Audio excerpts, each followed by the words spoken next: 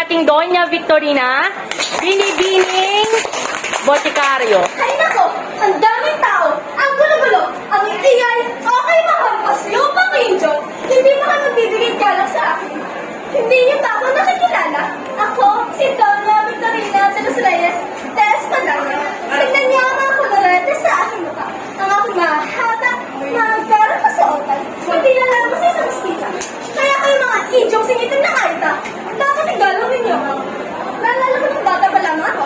Marami yan nanliligaw at namamangha sa aking kagandahan. Ngunit, itinaboy ko sila.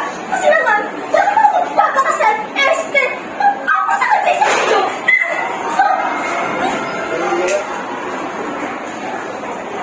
maliit pa lamang ako. Alam ko kung papakasal lang sa isang Espanyol. At ito, ang liboy.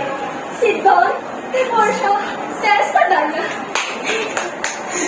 Hindi na siya naman kayaman. Mas bata pa sa akin at hindi nakapag-aral. Ngunit, isa pa rin siya Espanyol. Napilit ko naman siya magpanggap bilang isang doktor eh. At ngayon, ang may asawa na ng isang doktor, nakamit niyo rin ang aking pinakamimigay ka at sosyalidad. Hindi lang ako maganda. Sosyal pa! Alam mo ba? Isang araw, napadaan kami sa bahay ng isang alperes. At nagkataon na naroon si Doña Consolacion. Abay bigla pa namang sumimangot at tumula sa harapan ko. Napakawalang modo.